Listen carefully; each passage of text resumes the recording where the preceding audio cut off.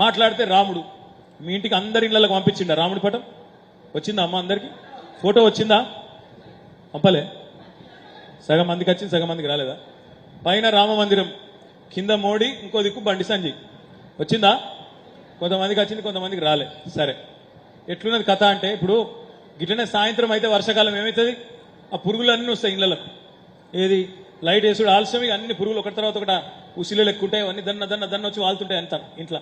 ఖరాబ్ అవుతుంది ఇక ఆ పురుగులను పడుకున్నందుకు బల్లి వస్తుంది పురుగులను తినేందుకు బల్లి వస్తుంది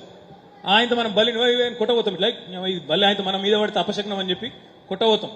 ఆ బల్లి పోయి ఆయన దేవుని పటం మీద కూర్చుంది అనుకో కొట్టం మనం అయ్యో దేవుడా కొట్టరాదా ఇప్పుడు బండి సంజయ్ కథ కూడా కట్టలే ఉంది ఆ దేవుని పటం మీద బల్లి లెక్క ఏం చేసినవరా అయ్యా అంటే చెప్పేది లేదు ఏం తెలియదు రాముని అడ్డం పెట్టుకోవాలి రాజకీయం చేయాలి రామ్ నామ్ చెప్పినా ఓటు లేనా ఓటు హడపనా ఇది తప్ప